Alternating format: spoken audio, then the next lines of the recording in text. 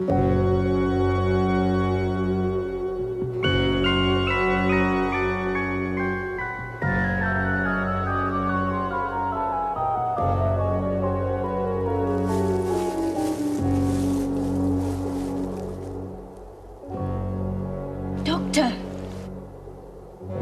Doctor? Doctor? It's the end. But the moment has been prepared for. The Watcher. So he was the Doctor all the time.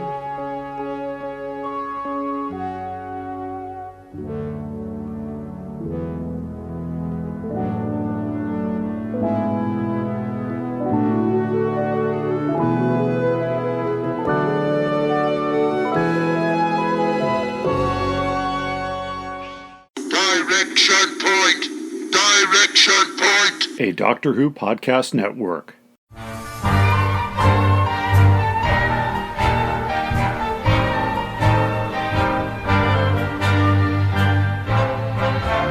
Well, hi everybody. Welcome back to Doctor Who Literature, the podcast taking you through the world of the Doctor Who novelizations put out by Target Books from 1973 onward in publication order. We're a member of the Direction Point Doctor Who podcast network. My name is Jason, and I'm your host on this journey, this very long journey. I want to thank you all for tuning into my show each and every week. I know you have a choice. I know you have a huge number of Doctor Who podcasts to listen to each week, and I am thrilled that you have chosen mine. We have been going on this journey together for the last 18 months. Happy to have you on board, and I hope you stick around until the very end of this show and bring as many of your friends as you can. There's been a lot going on in my life over the last week. This episode is being released on Sunday morning. On Saturday night, I went to a Radio Theater NYC performance in the West Village in Manhattan, and they put on several excellent shows a year, usually radio-style performances of old-time horror classics. Last night was 4 Edgar Allan Poe short stories and a poem. Brought my kid, brought one of my friends, he brought his kid. 4 of us had a phenomenal time. If you're ever in the NYC area, do check them out. Television-wise, we are still probably about 6 months away from the next Doctor Who episode. In the meantime, I have gotten hooked on Yellow Jackets, which is a streaming show here in the US, produced in Canada. Hopefully my international audience can also get access to this. It is a terrific show. It is reaching the end of Season 2. I watched the first 17 episodes in 17 days earlier this month, and this past episode, which was released on streaming on Friday, was the first time that I've actually gotten to see the show live. I am absolutely obsessed. Hopefully some of you are too. Take it from a bird named after a Roman emperor who was also unjustly accused of heinous acts. You are not a murderer, Misty. You're a closer.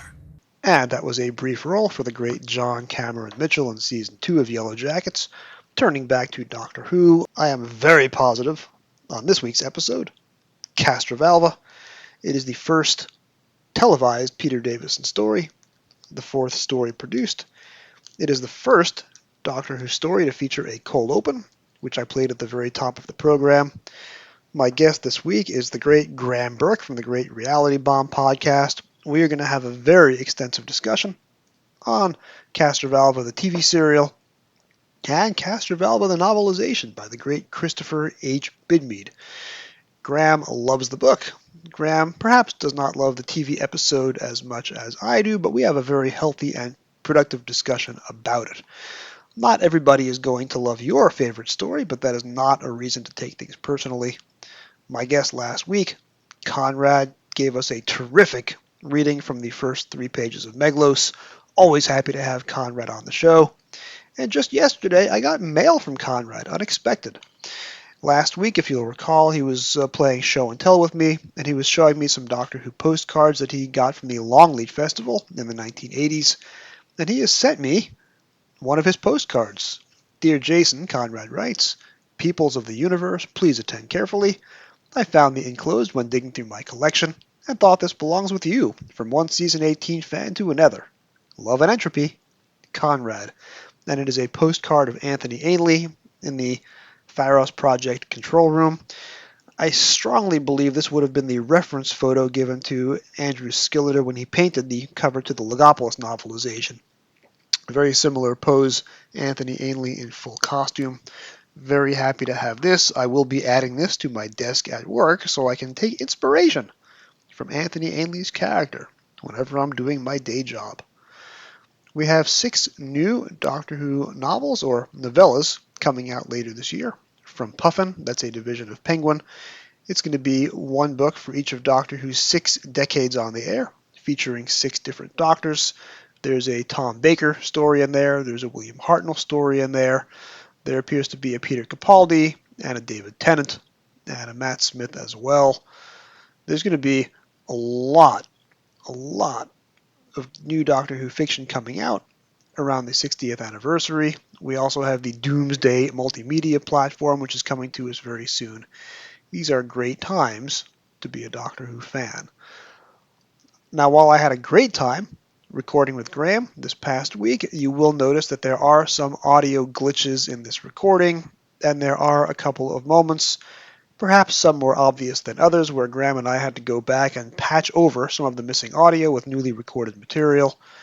I did lose a little bit. Graeme has a lot to say, and I did have to edit around some of the audio dropouts. Hopefully that's not too noticeable. But the point is, I'm very excited to get to this week's conversation with Graeme Burk, and following that, my review of Doctor Who Castrovalva, the novelization. Let's get to it. Are you ready to travel through time with us? Then check out Traveling the Vortex, a Doctor Who podcast. For nearly 7 years and more than 500 episodes, we've traveled from one end of the vortex to the other, making different stops with different doctors, reviewing everything from TV stories to audio plays, from books to comics, and more. Sean, Keith, and Glenn take you on a journey through 50-plus years of Doctor Who episodes and spin-off materials. You can find us wherever you get your podcasts, so be sure to check us out. And now, we're a proud member of Direction Point, a Doctor Who podcast network. You're listening to the Doctor Who Literature Podcast. So, Graeme Burk, welcome back to Doctor Who Literature. It has been double the life of the podcast since I last saw you. You were here for episode 38, Mask of Mandragora, and now you're back for twice 38, episode 76, Castrovalva. Oh my God, it has been literally 6 Doctor Who years since the last time we spoke. Oh, that's right. We've gone from season 14 to season 19. Yep. You are aging in reverse, and I am aging in double time, so you're actually younger than me now. It's my pleasant open face, I can assure you. Although, as listeners of this podcast know from my controversial Meglos episode last week, Terrence first used pleasant open face not to describe Peter Davison, but the banker character from Meglos, the Earthling. I have no words for that. That is amazing. Nice to know he had it in reserve anyways. God bless Terrence. That's amazing. Terrence is sitting there in his attic with his typewriter going, what description should I recycle from my past books to describe this new Doctor? I know, a tertiary character from a book that I hated writing. Pretty much. Well, you know. Aren't they all books they hated writing by that point? I don't know. We're doing Four to Doomsday next week, and that's Terrence again. And he seems to enjoy Four to Doomsday quite a bit, actually, in places. Whereas Meglos, he was just throwing shade. Well, you know, I love Terrence dearly, but I have to say, as soon as it sort of became a steady paycheck, it just never quite captured the magic for me. Unless he was doing Pertwees that he loved script editing, those were pretty great. I love The Mind of Evil and Love Inferno. So those are 80s Terrence that I really like, but a lot of them not so much. Planet of Giants is pretty good, but yeah. Also, when he's writing Robert Holmes, I think Caves of Androzani, he does astounding work, and that's going to be coming up in a few months on this show. But yeah, they're not all going to be like Caves of Androzani or Mind of Evil. No, they're not. There's quite a few that are just kind of paying the rent, which is fine. Like I would love to pay the rent by hey, that would have been my choice too, frankly, if I could choose any profession.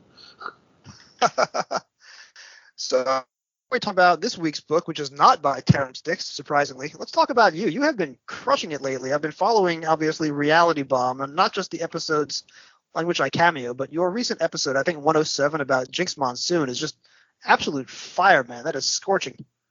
Oh, it's kind of you to say. It was. I genuinely came at it from a place of curiosity. I know nothing about Drag Race. I know nothing about Jinx Monsoon. I just had like my best friend texting me all these things about how great this was, and then I had one of my other best friends, Jim Sangster, like going, "Oh, hey, you know."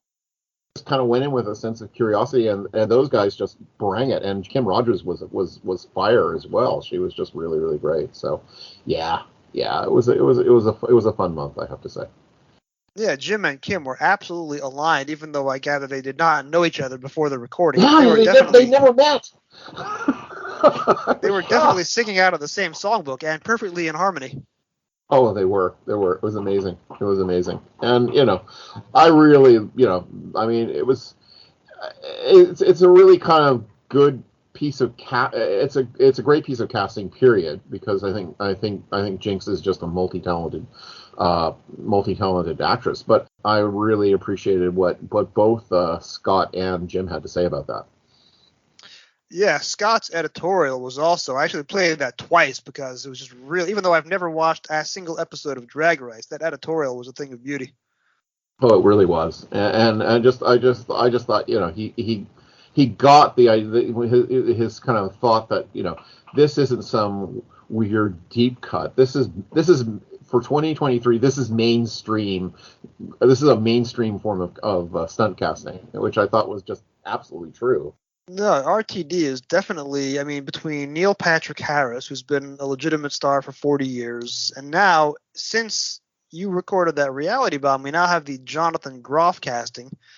And with Doctor Who going to be streaming on Disney Plus in the States, Jonathan Groff is already all over Disney Plus thanks to Frozen and Frozen 2 and Hamilton. Yeah. So no, I think that's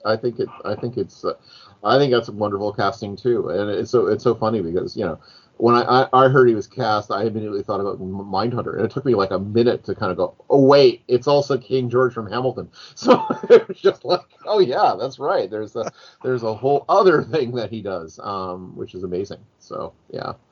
And I had just seen him in the last M. Night Shyamalan movie, where he does get a musical performance, even though it is a psychological horror film.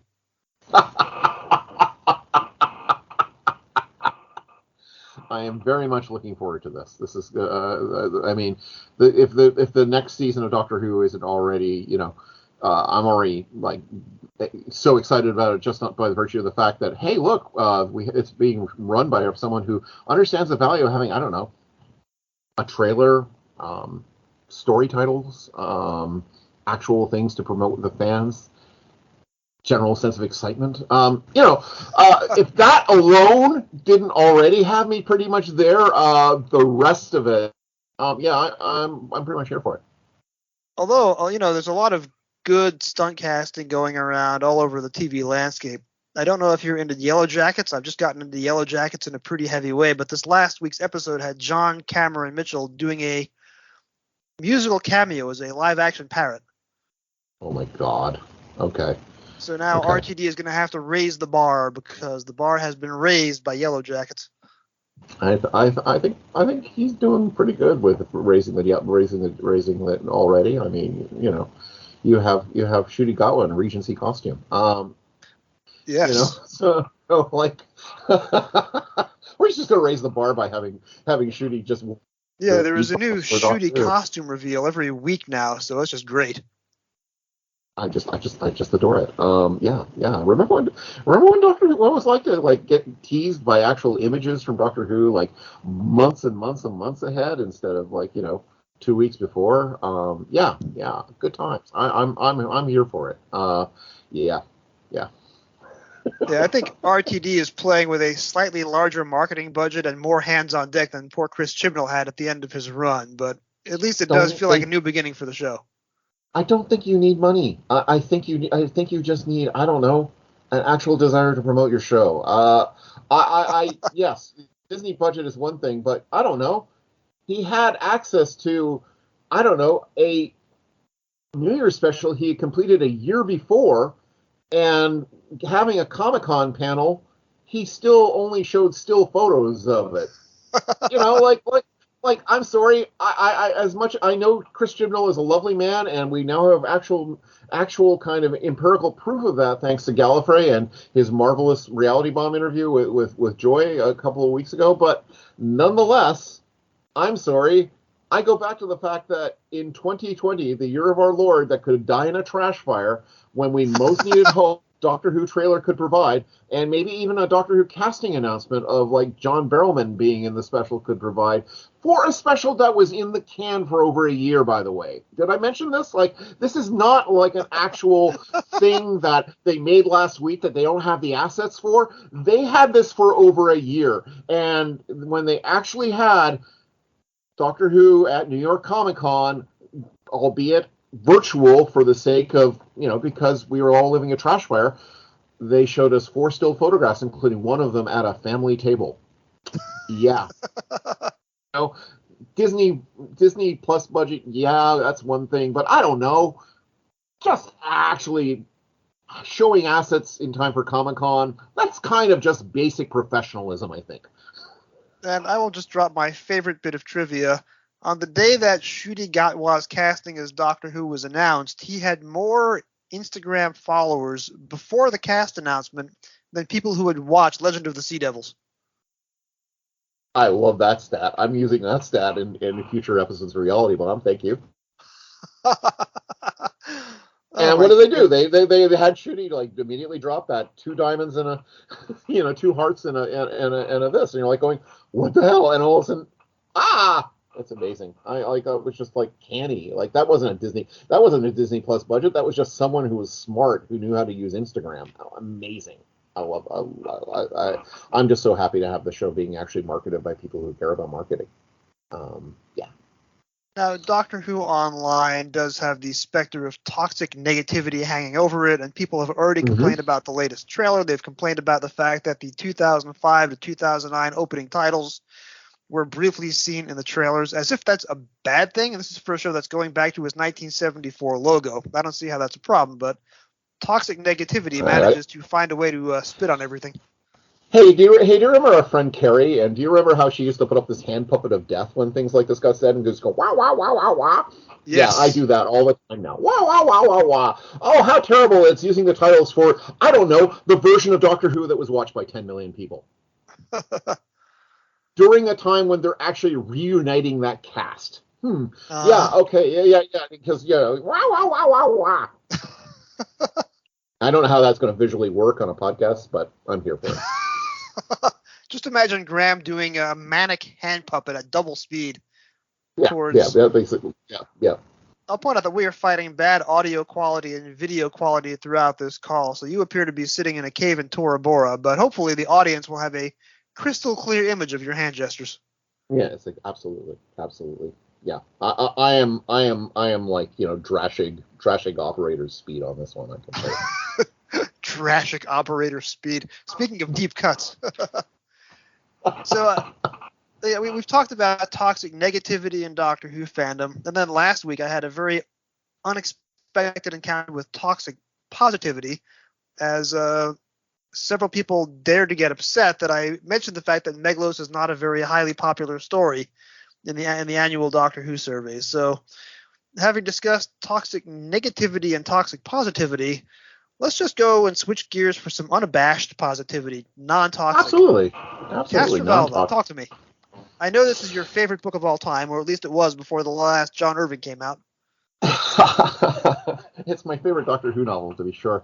In fact, I am on this podcast right now because of my dear friend Jim Sangster, who reviewed this in his Target Novel blog and said it wasn't very good. And I have this to say to you, Jim. You're going to have to bleep me. You were completely wrong on this. Okay, I'm here because I actually plotted out when I could be next on the show because I'm here to say Castrovalva is an amazing book. It is I'm not the biggest fan of the TV version. I was a huge fan of it as a kid because, well, I'd say kid, I was 14, but because it was kind of it was the first time I'd seen Peter Davison's Doctor. Obviously, it was the first time I'd really seen new Doctor Who, and it was kind of like the shock of the new was so amazing during it, and to sort of watch him sort of shed Tom Baker's gear, and then gradually kind of emerge, and the Master's there, and it's all very exciting, and I couldn't make a lick of sense of the plot, but it was really great, but over the years, watching Castrovalva again and again and again, it kind of suffers from that Chris Bidney construction, and Logopolis is the same, where like episode 1 they're all separate episodes. They're just sort of sticky taped together in the most kind of, well, I think it will hold together, and it's just, but it's all sellotaped, and it's just barely holding together, and so you've got episode 1, which is entirely set in the TARDIS as it gets deeper and deeper, and then episode 2 is this weird transitional one where they eventually wind up on Castrovalva, but they sort of escape the jeopardy in the TARDIS, and then episodes 3 and 4 are in Castrovalva, but it's sort of it's sort of each one has their own kind of different focus, and so the fact that there's something to do with block transfers, which is barely explained in the previous story, so it's kind of just magic, I guess. So all is to say is that I think TV Castrovalva is a good 6 out of 10 story. I like it a lot, but when the feelings of nostalgia go, it's kind of just there. Great Patty Kingsland story. Great Patty Kingsland score, though. Yes. But let's talk about the book. The book is amazing because the book basically just pushes all these things together and makes it actually work as a cohesive whole. It makes it a giant journey, which is really, really wonderful. But the thing I love most about it, and I know yours isn't the podcast that does the readings. I just love the prose in this book. Here you go. So this is when they're doing the if moment, and they're pushing the button to escape from winding in event 1. And so here this is what Bidby writes, and I just love this. It's like, the universe was brilliant with approaching stars that were now as close together as sunbeams dancing on water. Among the dazzling points of light, the tiny blue craft sped inconspicuously towards its doom, an oak leaf riding on a tidal flood. But nothing is inevitably so. Even the fixed discourse may change or may be changed. Quite suddenly, the police box became huge, exploding in a flash of dazzling blue light that dimmed the rushing cosmic panorama. The explosion seemed to drain color and substance from the craft, leaving, as the flash subsided, a ghostly TARDIS image, continuing on in the same course. In their inverted time scale, the stars drew closer and closer until they were packed like pebbles on a beach, like grains of sand, like molecules in granite, and like the atoms of a diamond. And then it was event 1, the beginning of everything, a sharp white nothing that blotted out the worlds to come. I freaking love that. Like, that is like brilliant quality prose. That is like, it's great science fiction writing. It's just imaginative, really illustrative prose, and it's actually kind of, I read this book for the first time when I was 15, and it's talking to you in language that, unless you really care about school, it's not really, it's more grown up writing, and I just loved it for that kind of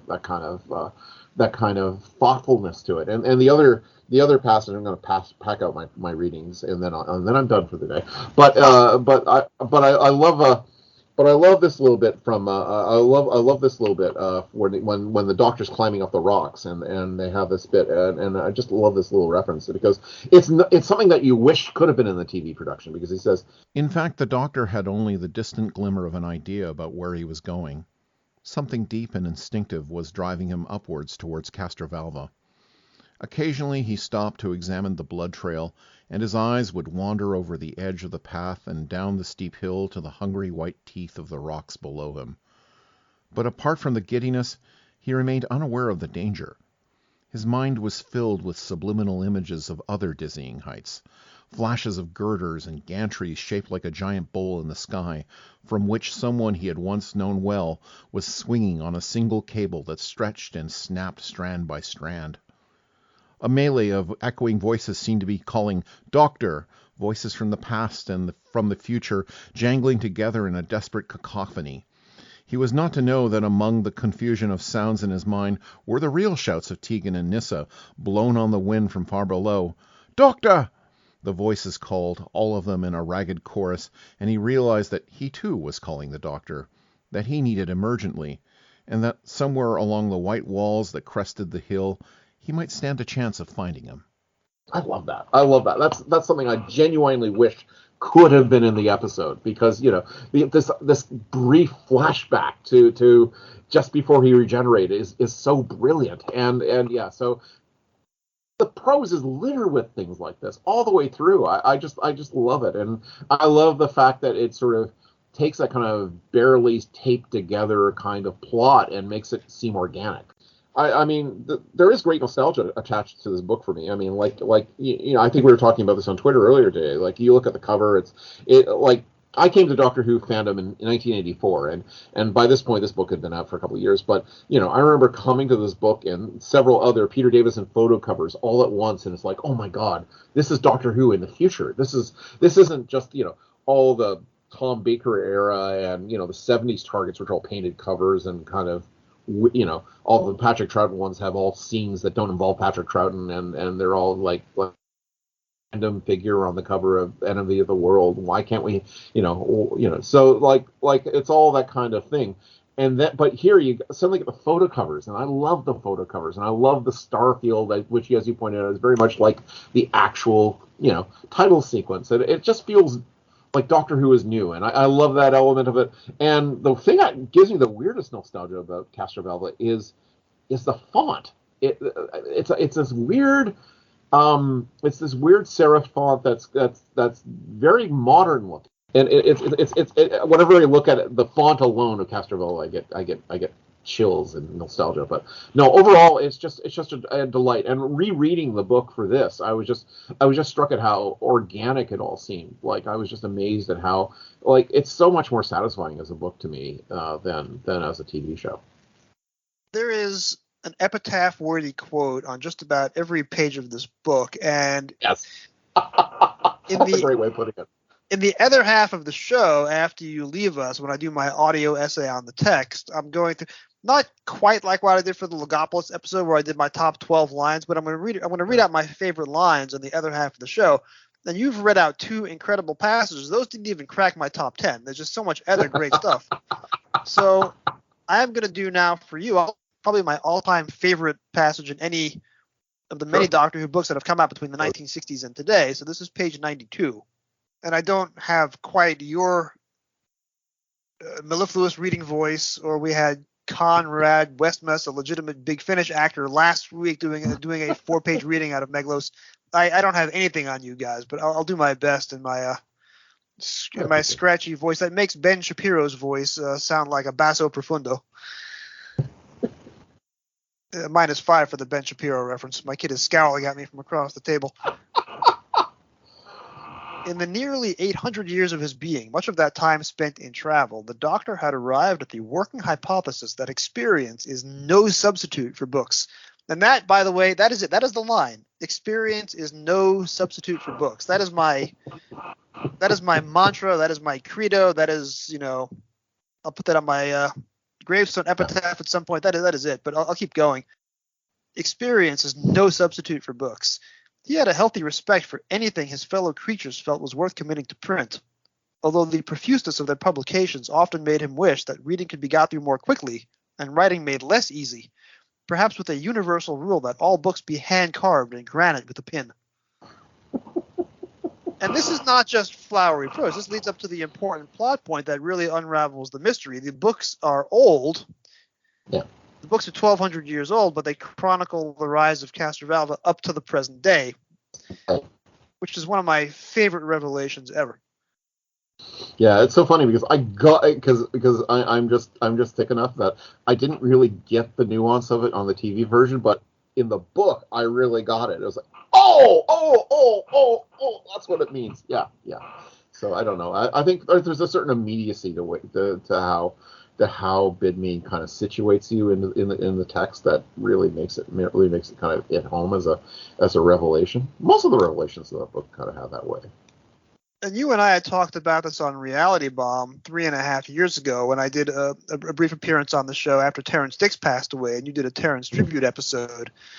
You had asked me what was Terrence's greatest contribution to the worlds of Doctor Who, and I had mentioned that, according to Christopher H. Bidmead, Doctor Who's most important special effect was words. Mm-hmm. And that certainly comes through because the TV dialogue is sparkling. I think I'm a much bigger fan of the TV serial than you are, but there's just sparkling dialogue all over the place. And there is. The book takes all that sparkling dialogue and surrounds it by sparkling prose. So we could read from this thing all day, and I think we have. But yeah. So much else to discuss. So you brought up a lot of points earlier, so I'll just backtrack through those in reverse order. So I'll give credit. It was John Arnold who made the comment about, you look at the cover of this book, and it's basically the opening titles. It's Peter Davison against the Starfield, to which my contribution was, there's a meme going around, and you've probably seen it on Facebook. You're on Facebook about as much as I am. There's the meme of, tell a child of the 70s that you can't hear a photograph. And then there's a picture of the 3 TIE fighters doing the trench run in the original Star Wars. And you can hear the sound effect of the TIE fighters speeding down the Death Star trench. When I look at this cover photo, I can hear Peter Howell's music. Yeah, you can hear that. Yeah, I can too. I love that. It's my favorite version of the theme song, and it's like that period of time. I became a fan very late, later than many kids in Britain, obviously. But I made up for it by sort of mainlining 70s Who on PBS every day. But Doctor Who on the weekends was this. It was the Peter Howell theme, and it was Peter Davison, and then eventually Colin Baker, and it was always kind of special. Doctor Who was special Doctor Who that you only got a couple of times a year, and whereas daily Doctor Who was kind of old Doctor Who, and I was always just enamored with that kind of wonderful newness of that era of Doctor Who, and they were like, this is so new, we're just photographing the Doctor, and we don't have to know that that his agent had an issue with Davison's likeness, blah blah blah. It's you don't need to know that. It just seems so new that we actually have a photo of Davison on the cover. Yeah, even though it is a photo that, as Dan Blythe once said, looks like a guy that's had one too many wedding photos.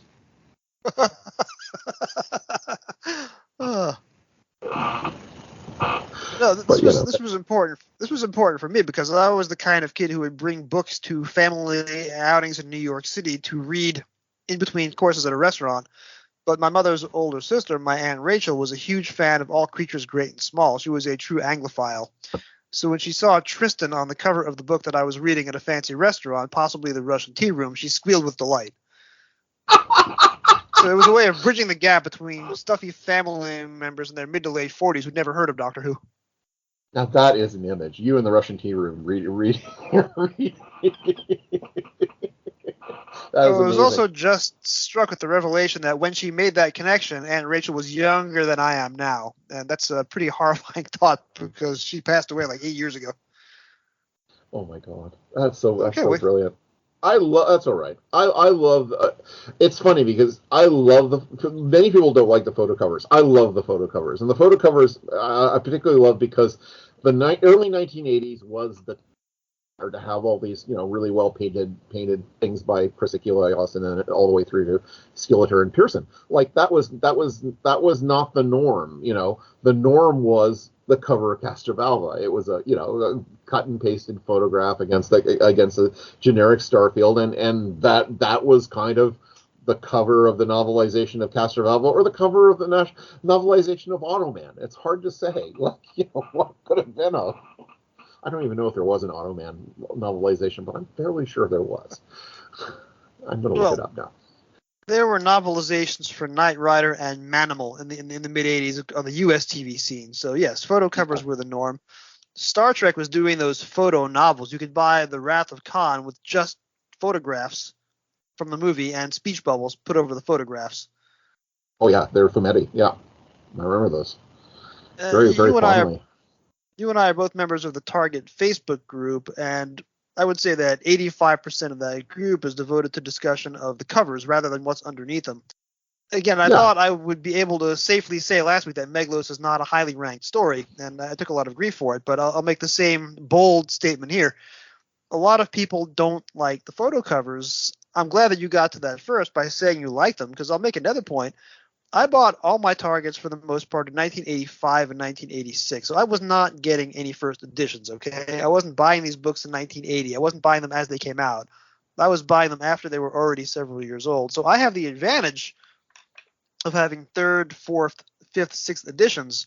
I can see that this book is a Target published in 1983. I have the third printing in 1984, and it's the middle of 1984 because late 84 is when Target switches from the bullseye logo to that awful monochrome logo. This is still the colorful, which our mutual friend Jim Sangster incorporated into my show logo with the exact same color scheme. Aww. Jim, of course, is now a permanent producer on this show, so I'll make sure to tell him that you said hello earlier. Yes, please do, please do.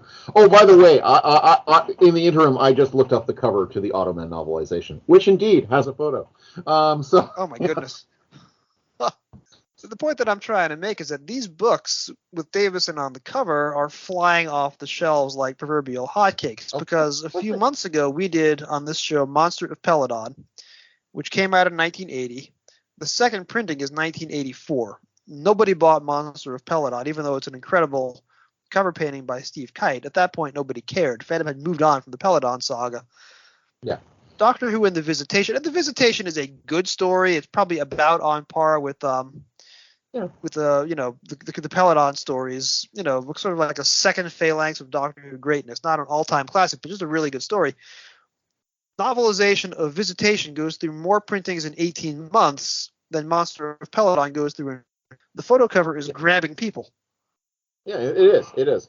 And that period is basically the start of I would say the real golden age of the Target novels is when they were the most read, was that period sort of between 1983 and I'd say 1987. Like pretty much though that 4-year stretch is like the pinnacle of the Target novels. That is when they go through the most number of printings. That's when they get decent distribution in the U.S. through Lyle Stewart. It really kind of blossoms in that period, and they start really pushing the older Doctor novelizations in a way that they quite hadn't before. Like they suddenly realized to like push out the ones with the monsters in it. We could like push out the Highlanders or Marco Polo or something like that, and people will go for it.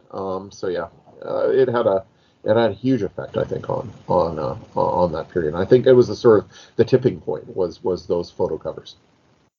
And the fact that Doctor Who is now being marketed in the States. The novelizations first come here in 83. I started buying them in January 85.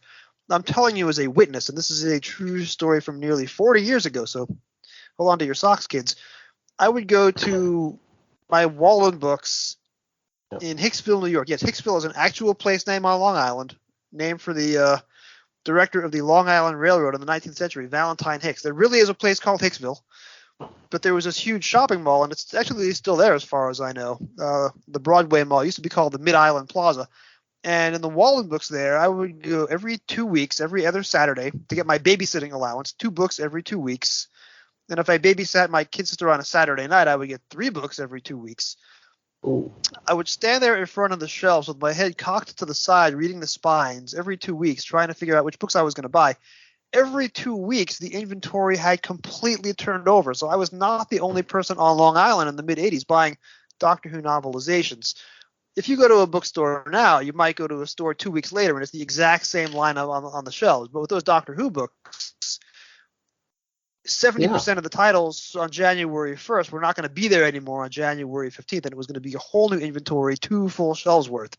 It was a glorious time to be alive. And the first thing I do when I get a time machine is I'm going to go back in time and just take a photo on my cell phone camera every 2 weeks of how much the shelves turned over. And people are going to say, "Sir, what is that in your hands? Are you a spy?" Yes. Why are you taking pictures of children? Like, yes.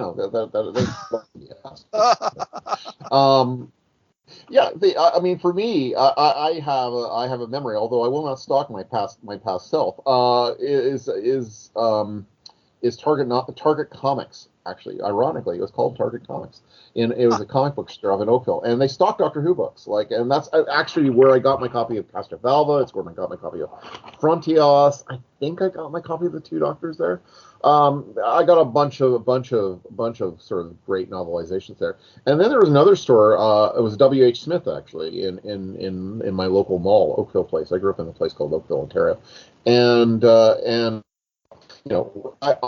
and I, would buy novelizations in various places, and then we'd trade with each other to go read them. So, and I remember his birthday. It was Christmas. It was Christmas 1984. I bought him at W.H. Smith. I bought him Marco Polo and the Aztecs. And then I borrowed both of those off of him to go read his copies. And he borrowed off of me my copy of Enemy of the World, I think, and something else I bought. But yeah, we were constantly swapping Doctor Who books that we bought, and they were almost always Neon Tube. That beginning of that real golden age of the Doctor Who novelization. Yeah, I've touched on this point as well. Castrovalva is the first of 10 consecutive Peter Davison novelizations. So this comes out in June 1983, right after Return of the Jedi hit theaters in the U.S. Wow. So for the next 10 months, and that's a little more than 12 months a year of real calendar time. So from mid-84, check that through, from mid-83 through mid-84, all you're getting are Peter Davison novelizations. Yeah. So that's books 76 through 85. Starting with book 86, which is a less than beloved season 6 Patrick Troughton story made in season 5, but aired as the season 6 premiere, much to the delight of very few people. That is an incredible novelization, not to spoil what's going to be discussed on this show when that book comes up, but all of a sudden, like you say, you're getting novelizations of these lesser remembered black and white stories from the 60s between the Highlanders and the Dominators and the Aztecs, many other books in that era. The books are terrific, and those were the books that were new as I was becoming a fan. So Walden Books used to have, and again, Walden Books is now defunct. I think they were purchased by B. Dalton and then went out of business entirely. Yeah. But they used to have an actual newsletter, and they had a sci-fi club, and I forget the name of the club now, but I had a color, it was a business card with a color emblem on it as part of the Walden Books Science Fiction Club, and there was a newsletter, and they would, every month they would, highlight 20 new books, sci-fi books that you could buy at Walden Books.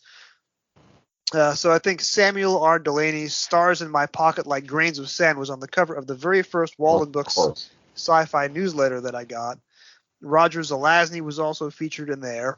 And then they would always review the latest Doctor Who novelization as well. So they reviewed Marco Polo, they reviewed the Highlanders, and I'll never forget the reviewer from Walden Books. And Walden Books actually had somebody on the payroll to review Doctor Who novelizations. That's how heady a time was, 1985 was, for mass market science fiction. The reviewer actually described the novelization of Marco Polo as, quote, a taut 144 pages. I have never forgotten that expression. That's such a brilliant way of putting it. It's funny because I remember the very first issue of Doctor Who magazine I ever read. I did a Reality Bomb editorial about it, I guess last November. It was the issue. Well, it was the first issue with Colin Baker in costume on the cover. So, and they'd already done the Colin Baker is the Doctor cover. So it was called The New Doctor, and it was a picture of Colin Baker in costume with Perry and just smiling at camera. And I was so excited because this was Doctor Who of the future. This is Doctor Who of a future that hadn't even arrived in North America. I was wanting to be a part of it. And inside that issue, they actually review Jerry Davis's novelization of the Highlanders. And I wanted this book. I coveted this book. I had to read this book. It was an adaptation of the last historical. I was hugely big on Culloden, the docudrama that was sort of very much the historical reenactments, and it was quite cutting edge for 1964 when it was made. And so they had They had, I think, a 64. Anyways, don't at me, folks. Nonetheless, I was a big because Culloden really made a huge impression on me when I was 12 when I saw it. I was really into the Battle of Culloden, and I also and it was a Doctor Who novelization that from the future that I wanted to see. And I remember I got to get this book, and I want to say I got it in December of '84 or may have been early '85. I got it in Toronto because in Toronto there was a comic book store called the Silver Snail, and right across the bookseller called Baka, and that was and Baka still exists, and so does the Silver Snail, although they're no longer across the street from each other. But I say this because I went to Baka, I think, and I got it there. It had just managed to somehow come from Britain. I think they'd directly imported it. And I was like, I have to have this. This is my book from the future. And I remember being terribly bored by it. But it's an okay novelization. It's a much better novelization when you're older. But I have to say, I found it terribly tedious as a 15-year-old. But I remember that excitement of reading all these novels. The McCoy ones really had that kind of legendary status for me, and I eventually, once we get to that era of the Target novel, I hope to be on your podcast again so I can talk about this because it was during a period when there had been a massive dry spell. They stopped selling the novels in North America for a while. They lost a distributor, which is to the detriment of the series, and all of a sudden one day it just suddenly plonk it came back. It was like, oh my god, the Ghostlight novelization just suddenly appeared out of nowhere, and you're kind of like, oh my god. And I remember that kind of moment but I'd read the reviews of the novelizations of Ghostlight, and that was a long answer, and I don't even know if it made any sense, but there you go. We'll figure that out in post-production, Graeme. Yeah, I would have first acquired Highlanders probably in late '85, because I distinctly recall bringing it to junior high school, which I started in the fall of '85, and I didn't know, what is this word, Gaol, and how do you pronounce it? Gaol? Gaol. It took me a while to realize Gaol. that was just the British spelling, the old British spelling of jail, which we spell Jail here in the States. I don't think I realized that until I was in my late teens, and I'd finally read Oscar Wilde, because I read The Ballad of Reading Gaol, and yeah. But as a former criminal defense attorney, I spent a lot of time in Gaol. yeah, exactly. So no, I remember reading on a camping trip. So I must have gotten it in like early '85, because I remember taking it on a camping trip because I was in Boy Scouts, and I was on a camping trip with some friends, and I had this novel with a soft focus photograph of Jamie on the cover, and people were like wondering what the hell is this. But it was interesting. Yeah, I mean, I didn't know anything about Culloden or Scottish independence or 1746 as a 11, 12-year-old junior high school student, and I enjoyed the book for what it was. At that point, I loved every Doctor Who book, no matter what it was. Yeah. It wasn't until I picked that book up again after a long hiatus, probably in about 2011, when I was doing a out-of-order Target pilgrimage, picking books in random order off of a random number generator. So I was reading them in jukebox format, and then I realized, wait a minute, the Highlanders book, it's a location shift, because part 1 takes place on the moors, but then they shift to Inverness, which is an honest-to-God city, and it's a whole different plot and a whole different set of characters. And that I didn't realize that one of the tertiary bad guys in the Highlanders later shows up as a quaternary bad guy in Lawrence Miles' Alien Bodies. I didn't realize that until I read Alien Bodies a few years ago, but there's the Highlanders novelization has terrific vocabulary. You could pretty much navigate your way around Scotland just using that book. And I was too young to appreciate it in '85, but I certainly get it now. I was much the same, and I was older than you then. A few years ago, actually, I just randomly opened it up because I wanted to re-experience nostalgia. I actually found it quite a good read. Actually, Jerry Davis's prose is very brisk and lovely. Actually, I felt like 15-year-old me did him a disservice, but I think your expectations as a fan when you're 14, 15, and to a certain extent you're reading it for.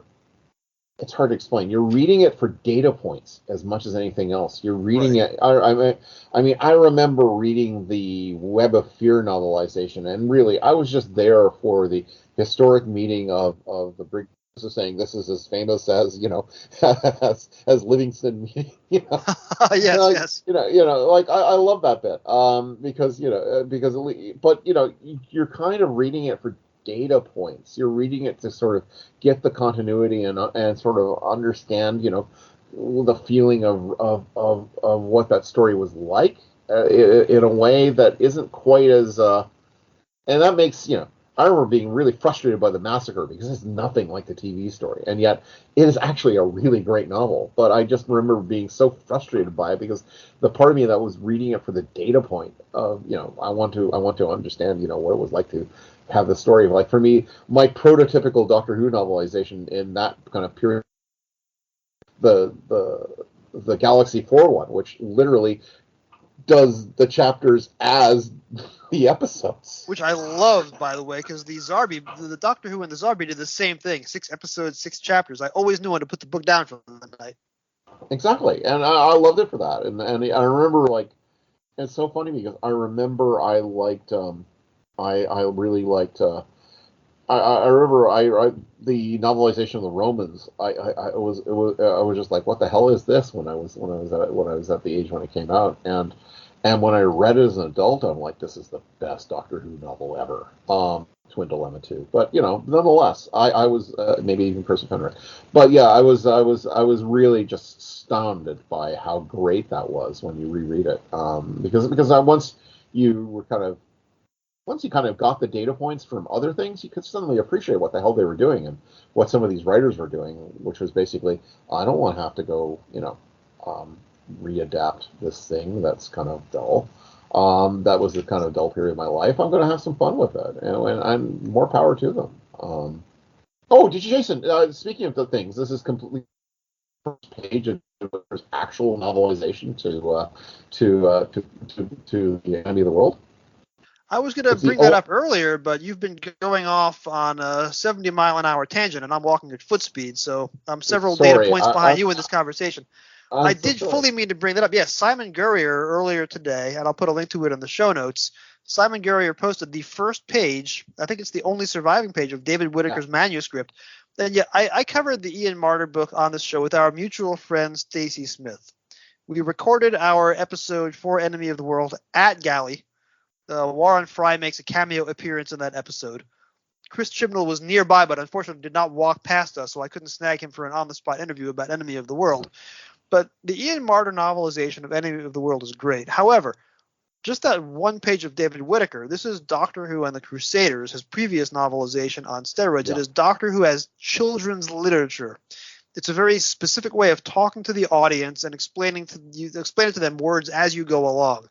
It's this incredible kind of writing style that I'm pretty sure doesn't exist anymore because, well, again, I haven't read YA fiction in a long time, but it's just this elevated prose, and Ian Marter was doing this as a James Bond novel with, profanities and stuff. But I think the fact that we don't have the other 119 pages of that Whittaker novelization is a tragedy, because I would love to hear how he narrated some of those scenes in that very unique authorial voice that he had.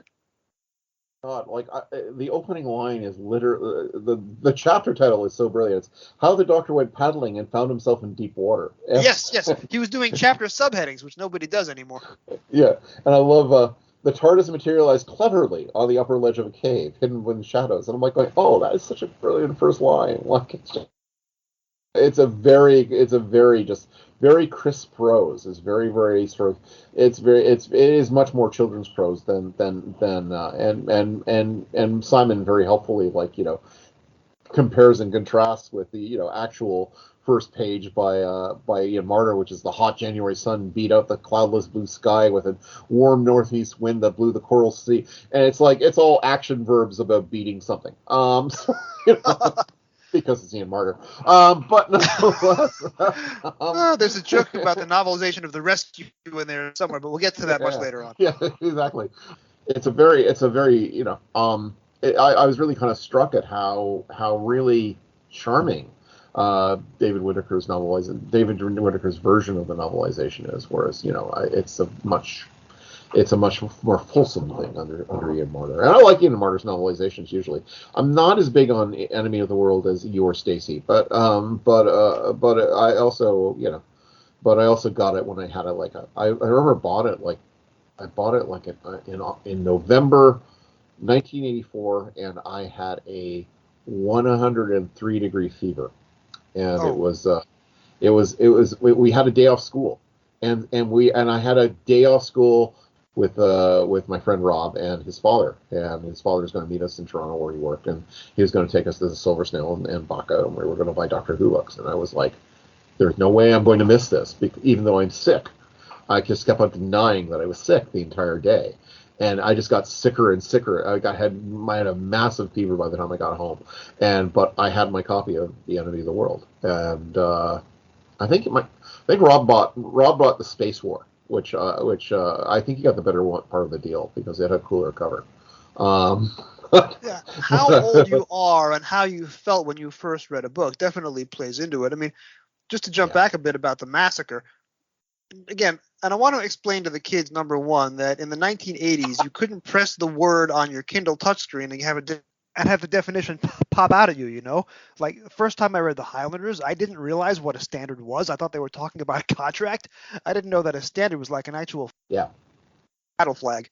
And when I say I'm talking to the kids, I also want to point out, Graeme, in case you didn't know it, that Spotify for podcasters gives me a breakdown of my audience by age, gender, and geographic location. I'm going to tell you that 98% of my audience is 35 and up.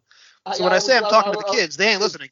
Yeah, I was thinking, what fictitious hypothetical child is this? Because I can't imagine anyone listening to this podcast. I'm sorry, no offense, but yeah. but I'm afraid statistics actually backs me up on this. So the point is, when I first read The Massacre, probably in 86, 87, 88, then I was starting to outgrow Doctor Who by that point, although, of course, I obviously grew back into it. I didn't know about the history of The Massacre. I didn't know that John Lucarotti's script never made it to screen. I didn't know that Donald Tosh had rewritten it wholesale.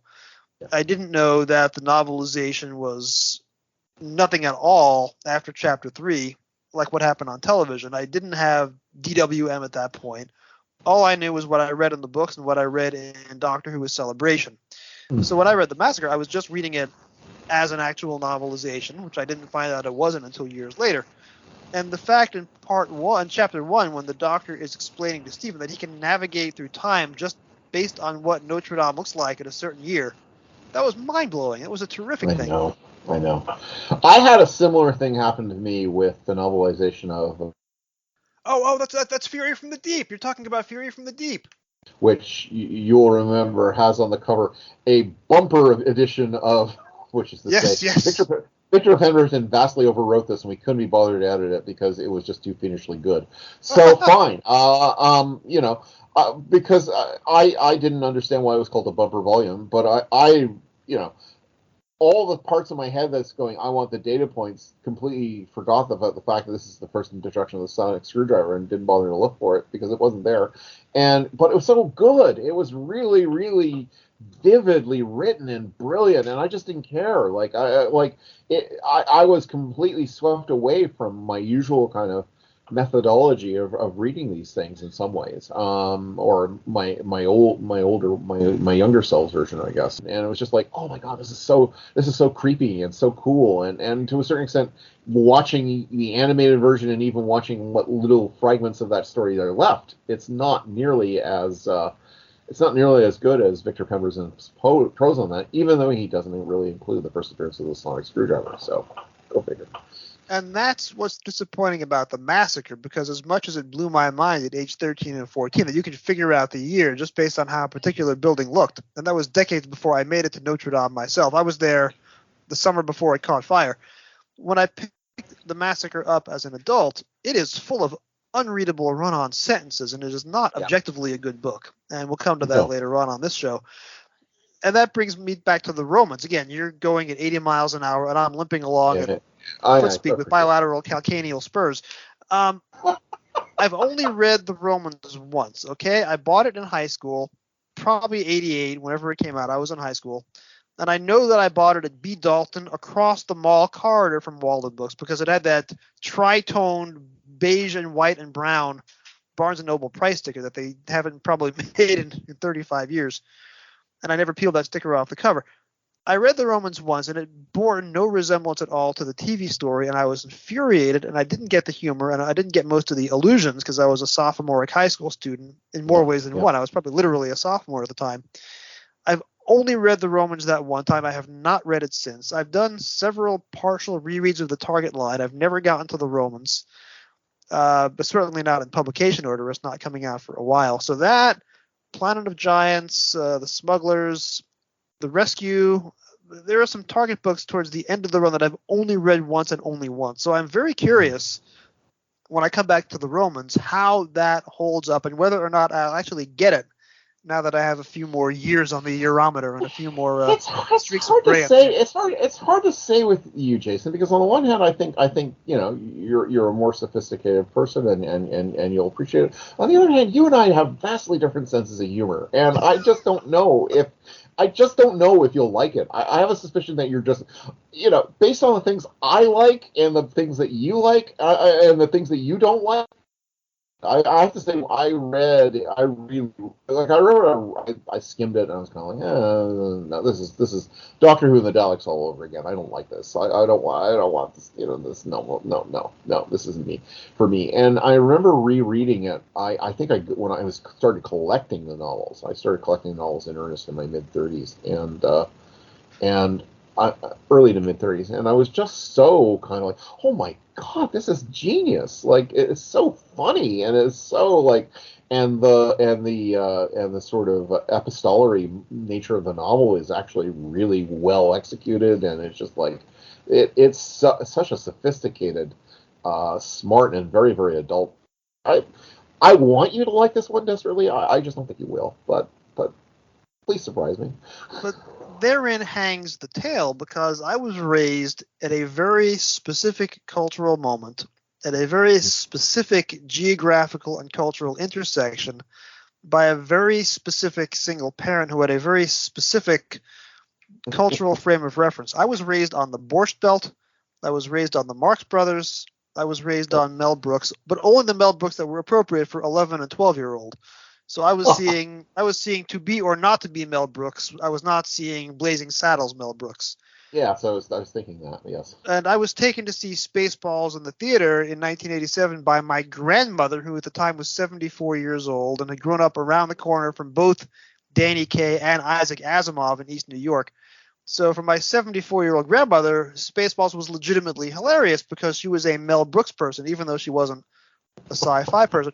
This is the same grandmother who took me to see Strange Brew with Bob and Doug McKenzie. And on the walk home from the movie theater, we saw it at the Kent, and we walked all the way through Midwood back to her home on Ocean Avenue. She was explaining to me how the plot of Strange Brew was the same as the plot of Hamlet. And we got back to her one-bedroom apartment in which she lived for 60 years on Ocean Avenue. And she read to me passages from Hamlet from her late husband's 1910 bound copy of the book that is probably worth $1 million now and no longer exists. So I was raised at this very specific moment, okay? So I was raised on Marx Brothers jokes. To this day, I cannot let a straight line go by without riffing on it because I was raised to believe that the Marx Brothers are normal. This is what everybody does. I was taught to eat an ear of corn like Harpo Marx, like you're using a typewriter. And of course, typewriters no longer exist. So if I do that joke for my kid, she's going to go, what's a typewriter? And again, every straight line has to have a punchline that I supply as if I were Groucho Marx, and I'm not Groucho Marx. So all this is a very long-winded and overly fast way of saying that the Romans is a very different style of humor from a different generation and a different cultural moment in which I was not raised. That is true. In deference to my mother, after I went to bed, my mother would watch Monty Python and Are You Being Served, and she would laugh her head off because my mother was a huge Anglophile, was watching PBS all the time. I was watching Masterpiece Theater over her shoulder. I was watching Mystery over her shoulder. I was not allowed to watch Monty Python or Are You Being Served over her shoulder. So those are also cultural moments that I don't get.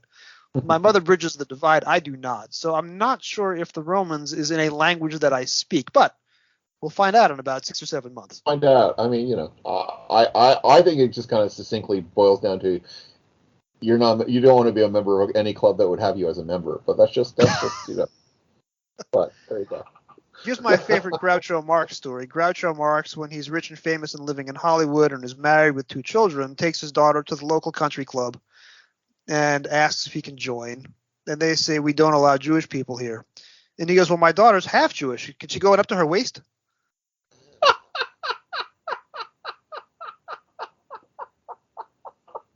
Oh, I remember that one. Oh, that's a good one. Oh, And I man. don't know if it's still on YouTube. It was 10 years ago, but Groucho Marx actually did a live TV production of The Mikado for American audiences. It was an hour long.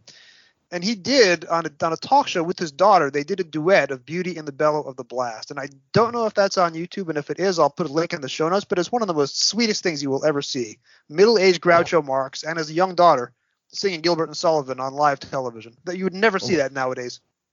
Oh, no. Oh, hell no. We could very easily turn this into a Marx Brothers podcast because honestly, I'm a gigantic fan of the Marx Brothers myself, actually. That's the most ridiculous thing I've ever heard. So, all right. We are pretty much at the end of our hour, and since we are having the same audio glitches, we are not going to play a game because I was going to play Guess That Cliffhanger with you, but with the audio glitch, it's just not going to work because we're not going to be on the same sync. So we'll defer Guess That Cliffhanger to next time. You will be back in a few months. I can guarantee you that. I already have your next 2 appearances booked. That's true. I am looking forward to them both. So I may have even hinted that earlier on in the show. So there you go. Yes, and you do have a second appearance coming up on a bonus episode, which I have not spoiled yet, but that will come when the time comes. Yay. But let's just do one final riff on Castrovalva before we sign off. I vividly recall you writing on Regards Doctor Who in the mid-90s that Part 2 of Castrovalva suffers from being a commercial for the Zero Cabinet. Yes, it is. That's true. I stand by those words. I don't remember writing those words, but me did. Probably. I mean, who knows? I had no idea. I did blackout postings to Record Doctor Who when I was in my mid-20s, but apparently I did. Well, somewhere on the Wayback Machine, that post exists. I believe it. I just happen to love Castrovalva because, and I'll get into this in the other half of the program when I do my audio essay, because I've already written some of these same words. The people of Castrovalva are invented by the Master to trap the Doctor. And he comes up with a very specific set. Shardovan is the decoy master. Murgrave is the kind, genial person to whom the Doctor always gravitates. And Ruther is the stuffy, officious little man. And it just speaks a lot of the Master that he would literally go to the trouble to create this person just to torment the Doctor in bureaucratic red tape.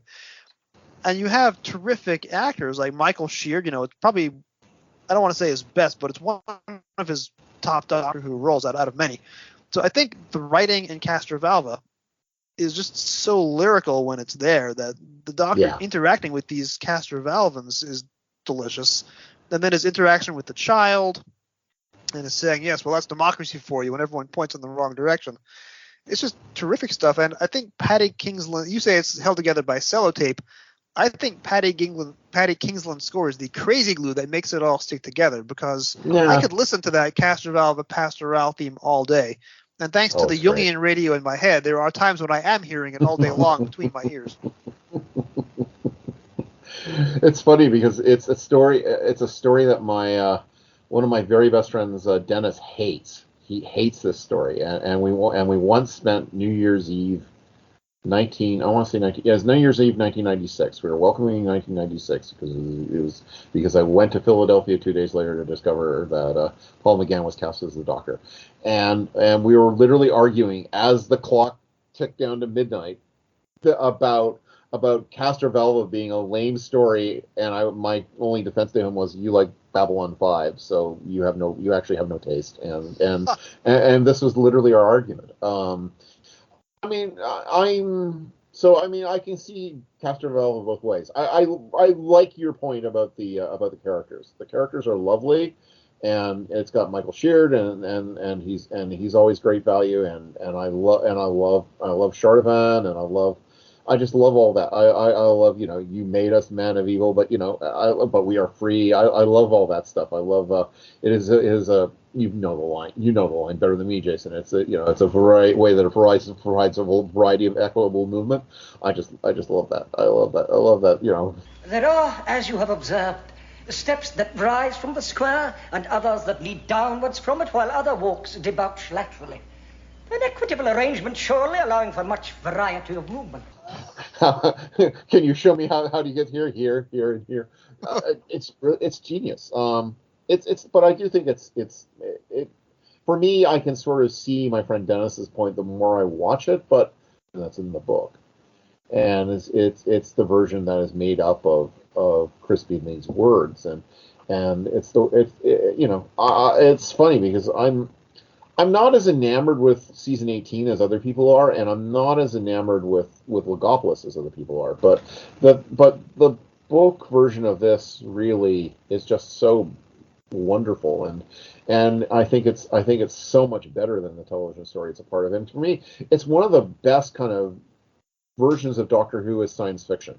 Like it's a legit science fiction novel that just happens to have Doctor Who in it, and that's kind of the thing I like most about it. It functions as a science fiction novel, and I kind of really respect the fact that Chris Bidney just went for it and just thought, well, why can't Doctor Who kind of function that way? That's what I like about Stephen Gallagher's Doctor Who novelizations for the same reason. Why I'm so excited about the expanded version of Warrior's Gate coming out this summer is that I love that kind of idea that Doctor Who can be anything it wants, and why can't it be a fully functioning science fiction novel?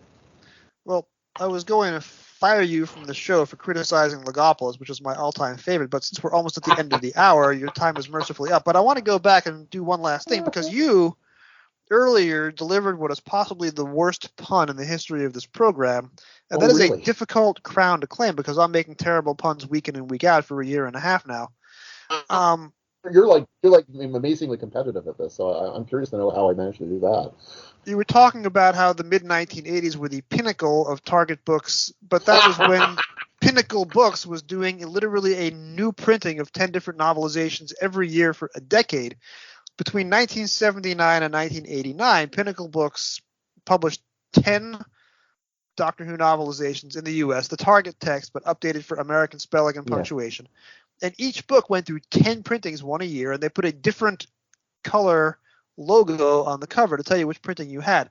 So it wasn't just Targets, it was also Pinnacles flooding the U.S. market. Yep. And when you say the 80s were the pinnacle of the novelization's popularity, you were, to quote Tom Baker in The Seeds of Doom, choosing your words with precision. Yeah. Well, I still to this day, one of my great regrets is that I did not convince the publisher of some very, very popular books about Doctor Who that were published in the Wilderness years. I tried mightily to convince him to find the money to get Harlan Ellison to go write another essay about Doctor Who that sort of was like a sequel to the essay that he wrote for the start of the Pinnacle books. And I was like, it will be brilliant. He said, it's Harlan Ellison. He's going to require me to pull up in a bank truck. And I don't have a bank truck to offer. I'm like going, can't you just mortgage your house or something? Like, people will buy it for the Harlan Ellison. I could not make the argument. So in fairness to my publisher, he was right. It would have bankrupted him, but it would have been worth it in my view. I still to this day am so disappointed we never got kind of like that sequel thing where, because I remember that essay vividly. That sort of, I remember being at Michael Moorcock's house and he just said, sit down and just watch. And I'm just like there was an essay to be made when Harlan was still alive and had a sense of humor to go read it about how to write a Harlan Ellison introduction, where you have to like talk nostalgically about your childhood. You have to like compare it to like Superman, Buck Rogers, or something else. And then you have to have a passage where you're arguing with fans about something. And for me, the pinnacle of this, is indeed his Pinnacle Books introduction, which is the terrible version of that pun. But nonetheless, I do think it's superior. This is an excellent segue. You're my best publicist because my guest next week was Harlan Ellison's last editor. My guest next week has shown me the original draft of Harlan Ellison's introduction to the Pinnacle Books, which contains a dig at 1970s right-wing gadfly Anita Bryant, which was edited out by the publisher of the Pinnacle Books because you are not criticizing Anita Bryant in a line that specialized in right-wing U.S. military fiction as well as the Doctor Who novelizations. I could see that. Yeah, that's a shame. That's a shame. That's a But shame. I love that about Colin. I interviewed Jason Davis for my bonus episode, recorded it at Galley, and we talked about the Harlan Ellison introduction and how it came to be. I'll be doing the full version of that interview next week for the novelization of Four to Doomsday. So half of that interview is a rerun of Jason Davis talking about the Harlan Ellison introduction. And the other half is Jason Davis talking about next week's book, which is not nearly as well written as anything by Harlan Ellison. But if you have not heard that already, Graham, you were going to enjoy the heck out of that. I really am. I really am. I'm looking A lot forward to it. of Very first-hand excited. stories about Harlan. Oh, that's great. That's great. All right, Graham, thank you so much. This was a lot of fun. And next week, next time you're on, I'm going to challenge you to a game of Guess That Cliffhanger because I'm very curious to see how you will do. I will do badly, but thank you. I'm looking forward to it. I'm going to get myself into the practice. Have a great night.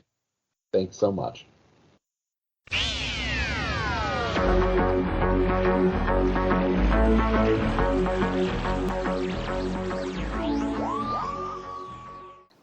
Doctor Who, Castrovalva, by Christopher H. Bidmead, televised as Castrovalva, teleplay by Christopher H. Bidmead, televised in January 1982, paperback release date June 16, 1983, target book number 76. Still weak and confused after his fourth regeneration, the Doctor retreats to Castrovalva to recuperate. But Castrovalva is not the haven of peace and tranquility the Doctor and his companions are seeking. Far from being able to rest quietly, the unsuspecting time travelers are caught up once again in the evil machinations of the Master. Only an act of supreme self-sacrifice will enable them to escape the maniacal lunacy of the renegade Time Lord. 2 comments about that back cover blurb. Number 1, thanks to Chris Chibnall, that is no longer the Doctor's 4th regeneration. Chris, I am expecting a revised copy of the back cover blurb. And second of all, that blurb pretty much spoils Castrovalva up until about the last 10 minutes of part 4, so thank you, Target copy editors. Paperback release date, June 1983. June 1983 was a seminal month in my life. It was the last day of the school year, which for us ended in late June. Return of the Jedi, what the kids now call Episode 6, but it was just plain old Return of the Jedi back then. Same way that what y'all now call A New Hope or Episode 4 was only ever just Star Wars to us. Return of the Jedi had been out in theaters in the States for about a month, and I still hadn't seen it. My parents had no motivation to take me, I guess. My school classmate, Neil, at the time a Star Wars obsessive who claimed to watch Star Wars every single day after school, thanks to what was then the electronic miracle of the video cassette recorder, had already seen Return like 6 times, and had the comic book adaptation. We weren't calling them graphic novels yet in 1983, at least not in the superhero sector. I knew every beat of the movie already, but of course hadn't seen it, so Neil took pity on me, and we went together on the last day of the school year, a half day. Now I had a Little League game to play in between dismissal at 11:50 and the movie showing, so a half day of school, Little League baseball. I played right field, although my father more correctly characterized my role on the team as left out, and our team was sponsored by a local independent pizzeria, though our team was so bad it might as well have been sponsored by Chico's Bail Bonds.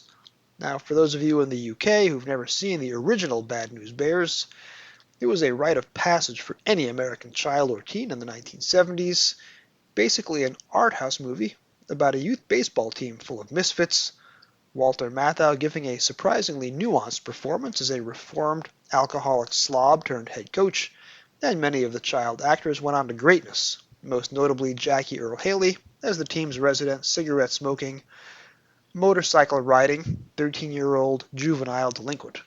Great movie. But yes, my Little League baseball team was sponsored by a local pizzeria, not a bail bondsman. The big national chains like Pizza Hut had real trouble getting market share in our New York City suburb, with about half of our subdivision made up of the children and grandchildren of Italian immigrants. So, after the school day, and after the game, Our team was grounded to a fine pace by a rival team sponsored by a local hardware store. Neil and I went to go see Return of the Jedi. Now again, I knew the movie by heart, but it was still an epic adventure. And I get to see it in the theater several more times before the end of 1983. This is back in the days when a movie would spend 8 months in the theater. One of the best days of my life up till that point. A half day of school, the last day of school, getting to play in a baseball game, going to see Star Wars. The night was June 1983. All this is about 18 months before I discovered Doctor Who, and before I belatedly acquired this book in late 1985 in what is its third printing. Now, if I'd been given this book in June 1983 as a last day of school present, that would have made that day even better. And again, that day was already hard to top. Neil is doing pretty well, though I haven't seen him in decades. I understand he's now an attorney, a few towns over from where I grew up, but the New York State legal profession is so vast and complicated, and sometimes possible things just don't happen, so we've never crossed paths professionally. I do wonder if he's still a big Star Wars fan 40 years later. Now, of course, when I did discover Doctor Who, that rapidly put Star Wars into the rearview mirror. And Star Wars never really has regained first place in my affections. Castrovalva, for example, contains in print one of the all-time great sentences. You heard me talk about it with Graeme earlier. Now, if you're talking about a movie series that contains a line of dialogue like, "Why don't you hold me like you did by the lake on Naboo?" That's never going to top Castrovalva. That's never going to top Doctor Who. I'll read that line again. In the nearly 800 years of his being, much of that time spent in travel, the Doctor had arrived at the working hypothesis that experience is no substitute for books. Has there ever been a sentence in any Doctor Who book which more closely summarizes my worldview? What I'm tempted to do is video myself reading that line and putting it up on the TikTok with Paddy Kingsland's Castrovalva Pastoral theme playing behind me. I can't imagine that would get many upvotes, however. Chris Bidmead, El Bid as he styled himself on Rekart's Doctor Who in the early 90s, novelized each of his 3 Doctor Who scripts. Castrovalva is the second. We've already covered Logopolis back on episode 72 of this program. Now, from a distance, these books are merely straight adaptations. El Bid would add a few words of dialogue exchanges in the print version, and occasionally will puff out a walk-on role, like his naming 2 side characters in Frontios, Kernighan and Ritchie, of C programming fame. But what you don't do is go to Bidmead novelizations to find new scenes, or restructured cliffhangers, or experimental writing, or additional mythology that couldn't have been presented on television. However, Bidmead's novelizations, especially Logopolis and Castrovalva, are among my favorites from the entire Target run. Castrovalva the book is a straight-up, scene-by-scene retelling of the TV production, yes, and at 118 pages in length, being one of the rare Target books that starts on page 1 rather than page 7, it is practically Terrence-sized, but instead of adding new scenes or narrative tricks, what Bidmead adds is wit and a literary sensibility. One of my favorite flourishes is a chapter title called The World Through the Eyes of Shardovan, one of the few chapter titles in the Target line that sounds like a one-man off-Broadway play staged by any British actor with a mane of white hair and an OBE after his name. Bidmead digs deep inside the head of the Fifth Doctor. This was the 3rd Davison story to be novelized, which is not bad as it was his only 4th TV production, but as an adaptation of his debut serial, the book does better than its print predecessors in describing his essence. The very first description of Davison's body, offered in the book, cements the notion that he was playing the Doctor as an old man in a young man's body. Quote, "The body was stooped like an old man, but the face under the mop of blonde hair was the face of youth, with an open smile and an expression of complete bewilderment in his eyes. Later, as a not quite regenerated Doctor is slumped over in a wheelchair, somewhere in that heap of crumpled flannel were worlds of wisdom." When looking for new clothes, the Doctor reflects the coat was not altogether right for him, but then he had to admit that he wasn't altogether right for the coat, either. He was on the point of arriving at the decision that they would give each other a try, at least for the moment. While lost in the TARDIS, and failing to recognize Tegan and Nyssa, instead examining a stain on the TARDIS wall, we get, "Hello," said the Doctor, greeting the thin, uneven red line with a courtesy he had denied the girls. We're told of the Doctor, when a rescue needs to be organized, that, quote, "improvised would be a better expression," where the Doctor was concerned. When the Doctor has trouble counting to 3 late in the story, Bidmead shows him as, quote, "intending to put up with no more of this nonsense from a mere string of cardinal numbers," and then confused, quote, "stared with the distant gaze of a man watching his departing train of thought from an empty platform."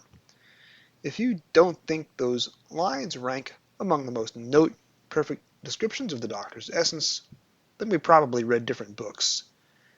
It has been said, perhaps not unfairly, and I think Graeme brought this up earlier, that Bidmead and Logopolis and Castrovalva was not exactly concerned with plot, with the first 40 minutes or so of each, if you're watching in movie format, which you should never ever do, spent meandering around the TARDIS in circles. Neither story gets to its titled planet until late in Part 2, and begins the process of destroying that planet late in Part 3, killing off most of the guest cast in a blind rush in the process. The novelization, of course, is not a vehicle to correct these flaws, if they're flaws. As a scene-by-scene retelling, there's just as much TARDIS exploration and traipsing through the Castrovalvan wilderness. But the book adds terrific flavor to these events, however banal you might think they are on television, as they're unfolding at their own leisurely pace. To be honest, though, I'm convinced that Bidmead could have novelized the phone book, and still made it a triumphal saga of the immortal human soul. When Tegan decides that she can pilot the TARDIS herself, "We found the databank. We can learn to fly the machine."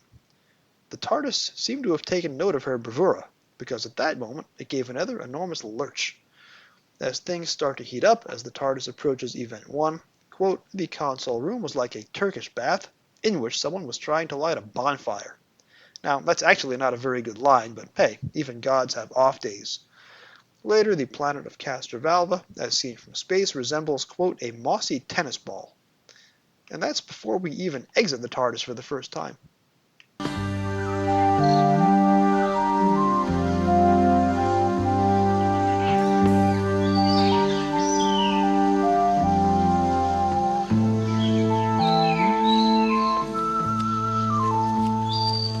Sure this is the right way?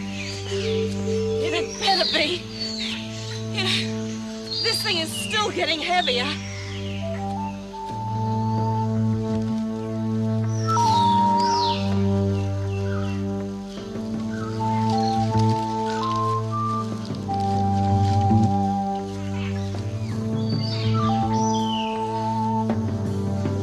The old Doc's levitation is wearing a bit thin. He's lost his concentration again. We don't find Castrovalva soon. I know that is not the most dialogue-intense scene, but again, I think that Paddy Kingsland's music is just about as good as the words in the story, and those are some pretty darn good words. The native Castrovalvans, when they finally show up in Part 3, are given as much dignity as you can ever give characters who were invented out of whole cloth by the Master, and Bidmead describes them in photorealistic accord with the actors who played them.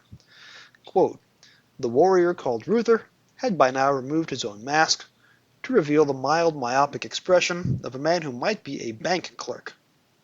I absolutely love Frank Wiley's TV performance, and, as I told Graeme earlier in defending this story, I love the notion that the Master, when populating that planet, decided that it needed, no, demanded, a stuffy, officious little man who tells visitors how they must or must not behave. A lovely little grace note, one which makes Castrovalva, as a planet, so much more real than other one-dimensional Doctor Who locales like Dulcus, or Carful, or Lacertia. Shardavan says the words, "Alas, no," in a, quote, sardonic tone that conveyed no particular trace of regret, close quote. And that's Derek Waring to a T, playing a decoy master, the guy you think is going to be the bad guy. But when he proves to be the singular hero of the piece in Part 4, I still stand up and cheer. Well, at least in my head. And when Murgrave, played by Michael Sheard, an actor who expressed befuddlement better than any thespian has before or since, struggles to absorb the Doctor's lesson on recursive occlusion, Bidmead writes, quote, "It was hard to tell whether he was merely eager to be polite." I love Castrovalva on TV. I may have said this before. I love the way the plot unfolds, literally, with its M.C. Escher-inspired images. And I also love Bidmead's preface. Quote, "This book is dedicated to M.C. Escher, whose drawings inspired it and provided its title. Thanks are also due to the Barbican Centre, London, England, where a working model of the disorienteering experiments provided valuable practical experience." Okay, that's hilarious. Now, bearing in mind I am reading this in the mid-1980s as a tween, had never been to London, didn't know what the Barbican Centre was. I assumed that it was a scientific research development project where scientists were actually working on quote-unquote disorienteering experiments. I did not realize that this is a very sarcastic way of saying the building has a very confusing architectural layout, and Bidmead just got lost. Probably the funniest dedication in a Target book up to this point in the line, which isn't saying much because there haven't been too many dedications, but this one is an absolute great one. I also love how the characters each speak in their own unique language. Even characters like Ruther, who get precious little screen time. And yes, I'm still angry about that 40 years later. I will still hum or whistle Paddy Kingsland's score at odd moments. But the novelization, separate and apart from the TV production, adds witty, insightful, and philosophical prose in a way that few Target authors ever achieved. It's one of my favorites, and if all the quotes that I mentioned above haven't convinced you, well again, I guess you and I were reading different books. And let's play one last time one of my favorite all-time Doctor Who dialogue exchanges from Part 4. This library of Shardovans are all the books like this? Yes? Why? These volumes chronicle the rise of Castrovalva out of an alliance of warring hunters 1,200 years ago. Or purport to chronicle. Purport, you say? That, sir, is our official history. From Castrovalva's first beginnings to the present day. Yes, well, I'm no expert, but I have the strongest possible hunch that these are forgeries. What do you say, sir? Oh, the threads, the bindings, the paper are as near the real thing as may be, but the contents are faked. How can you tell? There is something we're all overlooking. Yes? What, Doctor? I don't know. I'm overlooking it too. But I'm certain the whole history's been invented. By Shardovan. But why? To hide something? Something about the real history. Doctor? If there ever was a real history. Explain yourself, sir. You're the only man here who could not be persuaded to join the hunting ritual. My natural indolence would not permit it. Your intelligence would not permit it. You suspected the whole tradition was invention from beginning to end, and here's the proof. Your annotations of the histories. Mere fancy, sir. Notes for a fiction I had a mind to write. The fiction of Castrovalva. A civilization evolving out of tribal warfare into an ideal community. It is a fiction. And the thing that confirms it... Well, sir. Oh, I know it. It's on the tip of my mind. The books are 500 years old at least, but... The books are old. But they chronicle the rise of Castrovalva up to the present day. That gives me chills every time. Every single time. Next time, on Doctor Who Literature, we go in chronological order from the first televised Peter Davison adventure to the second televised Peter Davison adventure, which happens to have been his first in-studio production. I'm being rejoined next week by my friend Jason Davis, author, book editor, generally great guy all around. He and I spoke at Gallifrey 1 in Los Angeles back in February, You've already heard a portion of that interview on this program during the bonus episode in between the 1981 and the 1982 novelizations, and I described it for Graeme earlier. I suspect Graeme didn't hear that episode.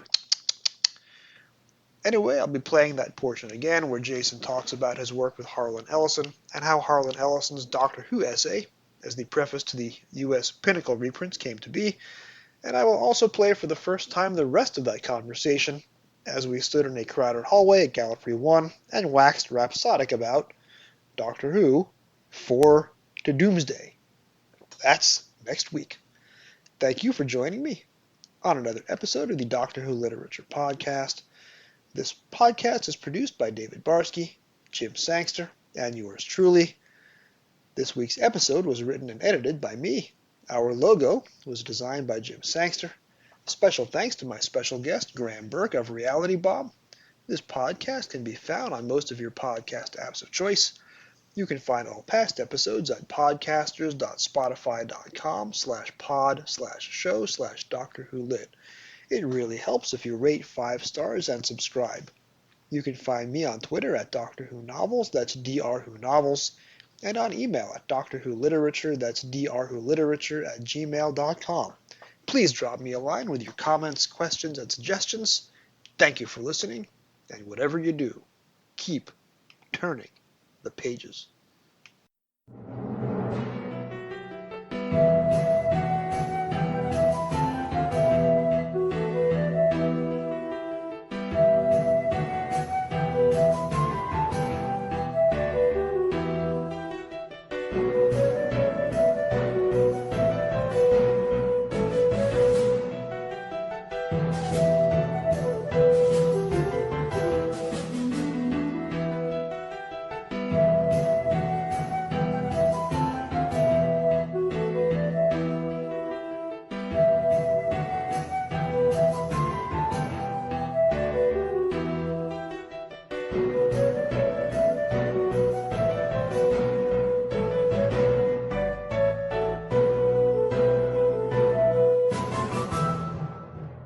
Direction point!